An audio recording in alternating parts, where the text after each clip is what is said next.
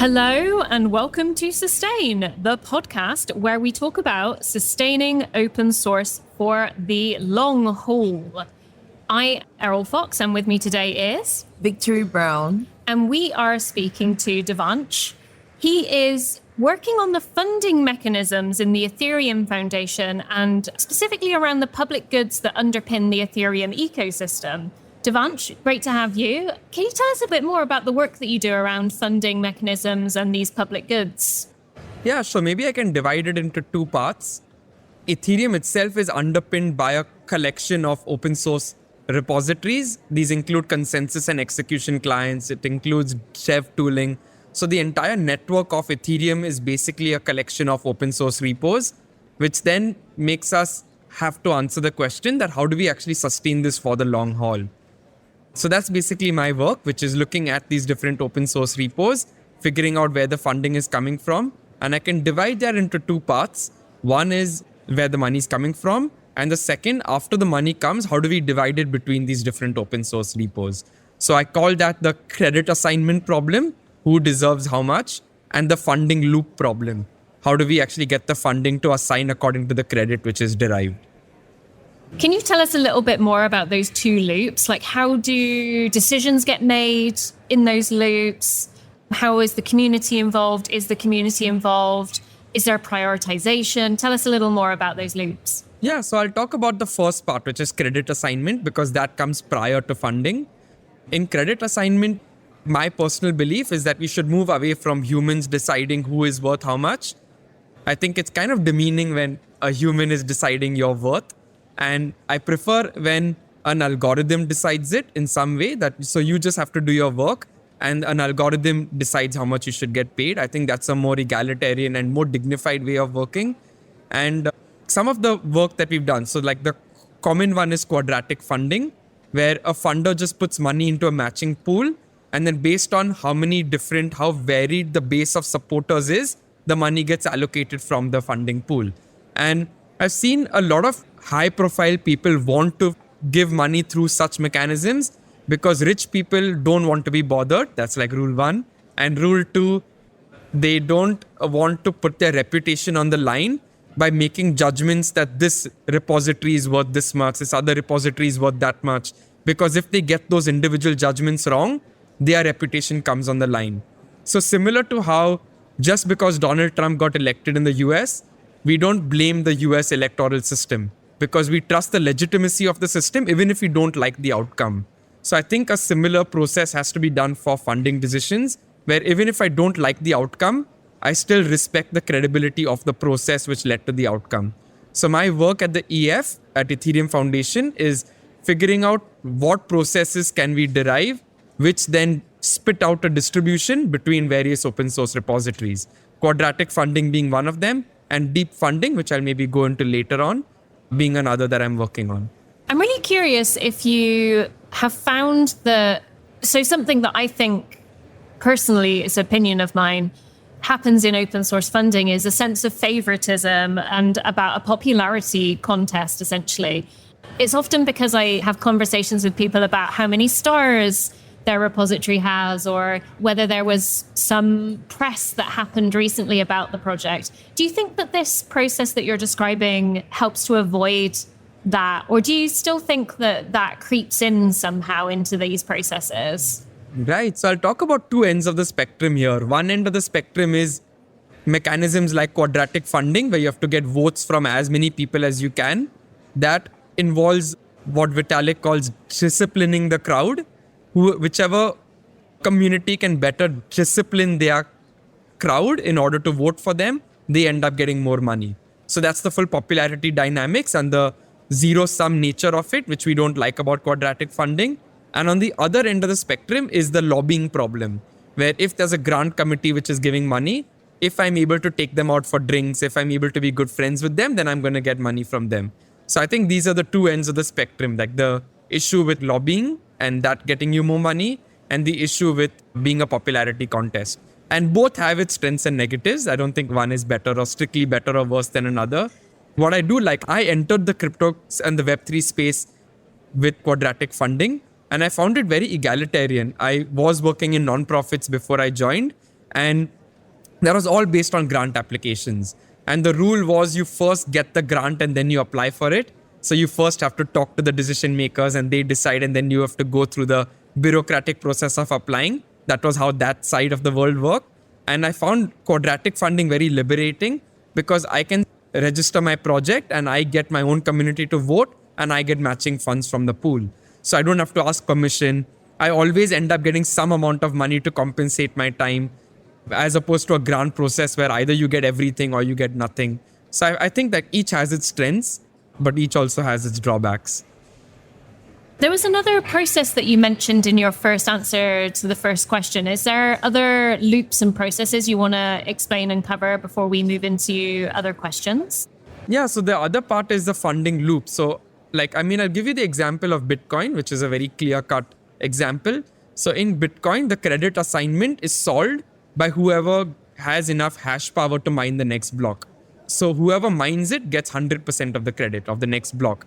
And the funding loop is basically the new Bitcoin which is mined to reward according to the credit of mining.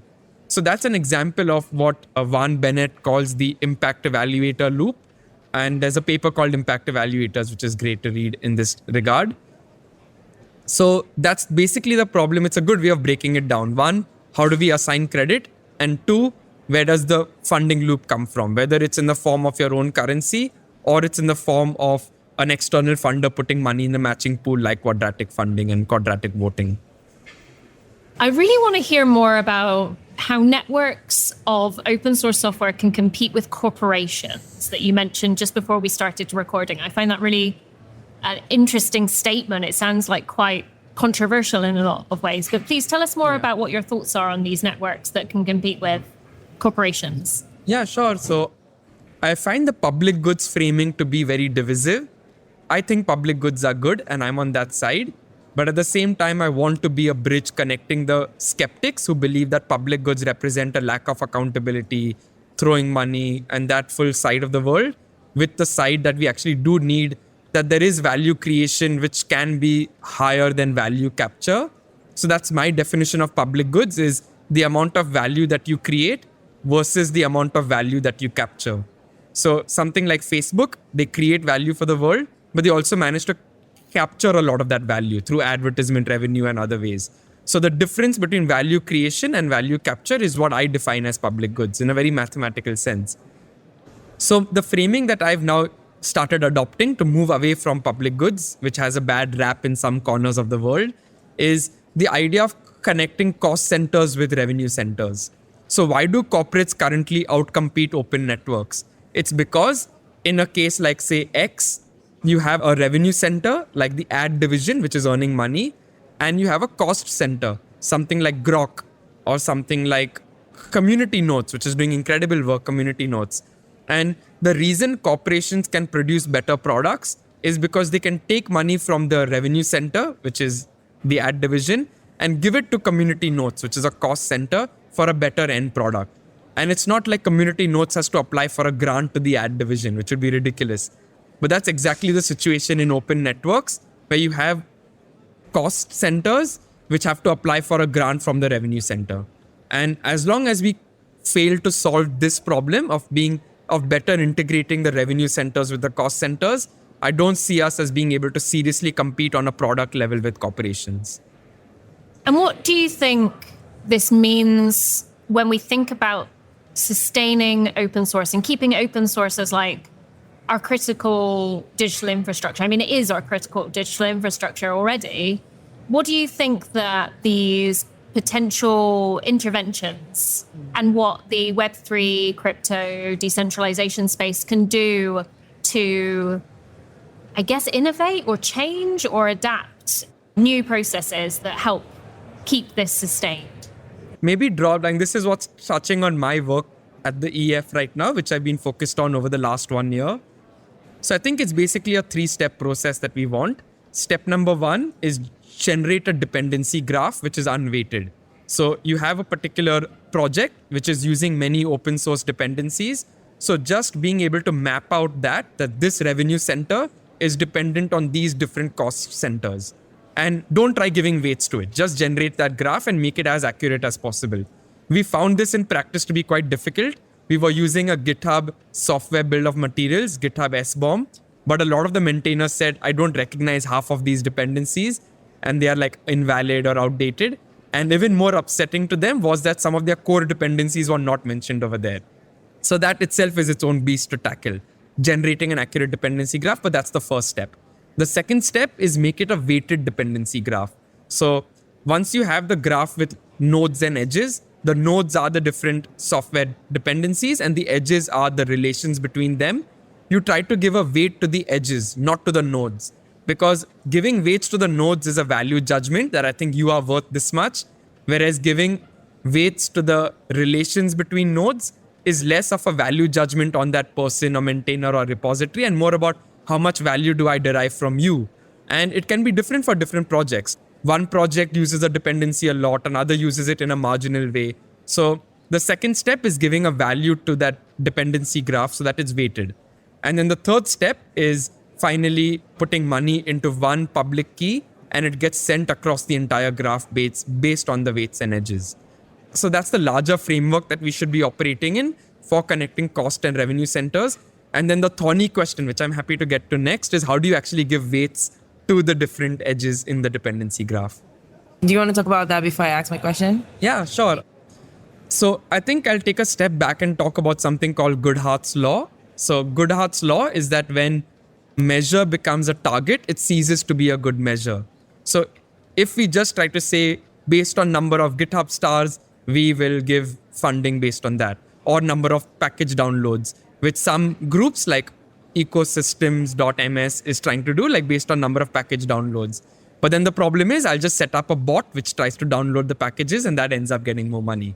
So when we use something which is a decent measure, but we make it into a target which gives you money, then it stops being a good measure. And that's why we find a lot of open source communities very skeptical towards crypto in general, because we try to financialize and then it ceases to be a good measure. And then it brings in a lot of noise. So that's the first step. So what are the ways out of Goodhart's law? So one way is to just have a very good metric. So we see this with something like revenue. Even if you make revenue into a target, that's like, okay, because revenue is super hard to earn. So it's a good metric. So it's still, even if you try to optimize for revenue, unless in the case of Enron, which tried to massage the numbers so the revenue was higher. So even there we saw some cases where it became like Goodhart's law applied. But by and large, it's a very good target, which is very resilient. That does not work in the case of public goods and open source repositories. So the second route to solving Goodhart's law is to use a non-deterministic method where it's not a fixed target. One example is human beings. Human beings are essentially non-deterministic. Whether I give the money to you or to someone else is something which is based on a subjective judgment. And that's what I find most exciting about artificial intelligence, LLMs in particular, large language models, that they are the first computer program we've devised which is non-deterministic. If I ask, how are you to an LLM, it'll give me a different answer. And that's what's so exciting, that we can actually get a non-deterministic computer program. So now the question becomes, how can we use artificial intelligence and large language models to give weights on the dependency graph? And so that's something I've spent a lot of time thinking about. And there's a great article which Vitalik has written called AI as the engine, humans as the steering wheel. So initially, when I was working on this problem, I tried to build this great AI, which everyone is going to like respect as being amazingly accurate, and then it gives weights on the graph. But Vitalik corrected me and said that, look, this is the wrong approach, because what if your AI just is bad? And how do we even know if your AI is good? So the approach he advocated was making AI into the player of the game, but not the game itself. So one example, which we ran about 5 competitions, is we collected ground truth data from maintainers. So maintainers of a particular revenue center would say, which dependency is more important? Is dependency A or dependency B more important? So they make these very local judgments, which they can do fairly accurately. And we use that as ground truth data to run a competition like on Kaggle, where multiple data scientists submit their LLMs trying to predict the weights on the dependency graph.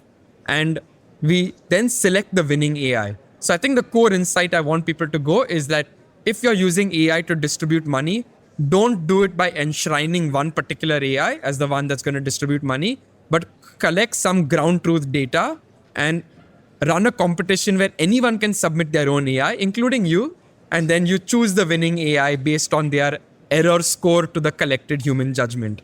So we actually ran this competition and we got weights between about 44 open source repos.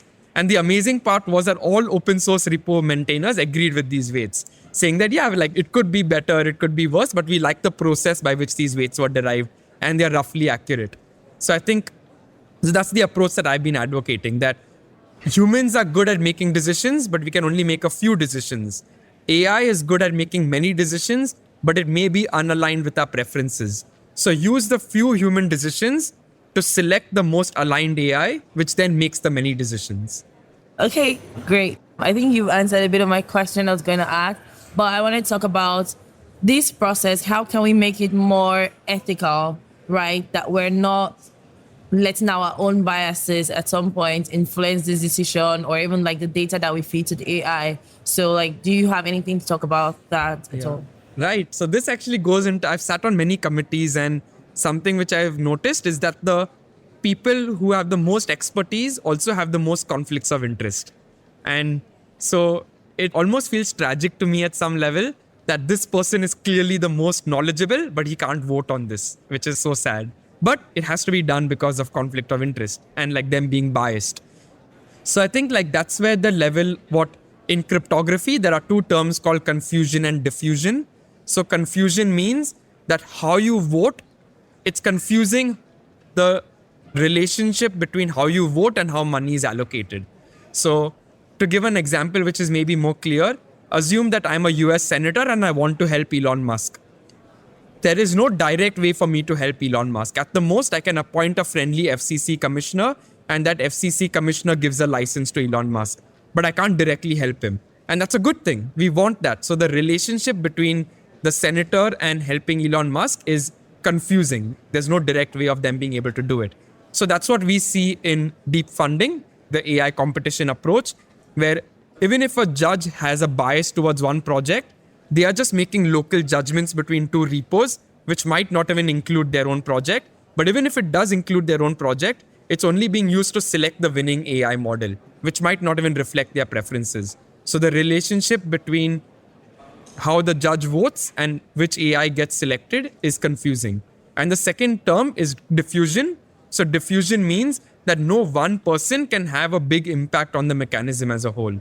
So even if one judge is super biased, they cannot have big impact because we have the property of diffusion. So confusion and diffusion are the cryptographic terms to try having in these mechanisms.